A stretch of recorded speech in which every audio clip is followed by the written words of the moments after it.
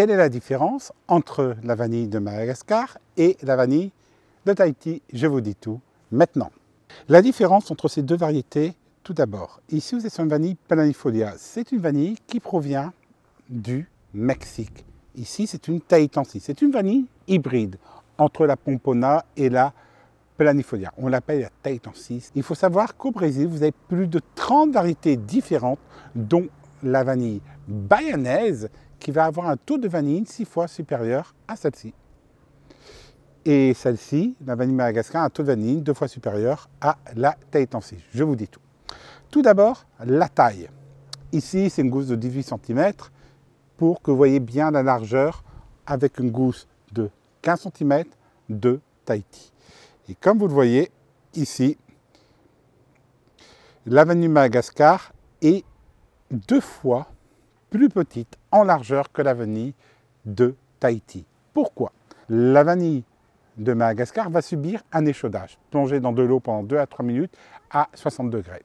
Tandis que la vanille de Tahiti, non, elle est séchée sur le pied 50% du temps et ensuite, comme la vanille de Madagascar, au soleil. La grande différence, c'est que la Tahitensis ne va pas se fendre quand elle va arriver à pleine maturité. C'est-à-dire après les 2 dernières semaines où le pied de vanillé va donner la puissance aromatique à la vanille. La vanille planifolia va se fendre ici. Le taux de vanille, il faut savoir que la vanille Tahitensis a un taux de vanille en moyenne 2 fois inférieur à la vanille de Madagascar. On est plus proche de 1 ici, et ici on est au maximum à 2 lors des meilleures récoltes, tandis qu'ici on va être sur du 1,2, 1,3 grand maximum. Cette différence, c'est tout simplement dû au pied de vanillé et non au producteur. C'est la vanille qui est comme ça. La bayanaise, le minimum en taux de vanille, c'est 6%. Le goût. Il faut savoir que celle-ci, vous avez des notes anisées de pruneau qui laissent place après à un non-instance de vanille florale.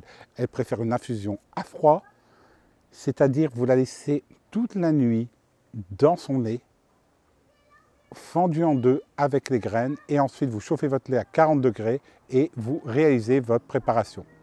Tandis que celle-ci, vous pouvez la mettre dans du lait à 40 degrés pendant environ 2 heures, vous la laissez infuser et vous allez avoir toute la complexité aromatique de la vanille de Madagascar qui a des notes de vanille avec une petite touche de cacao.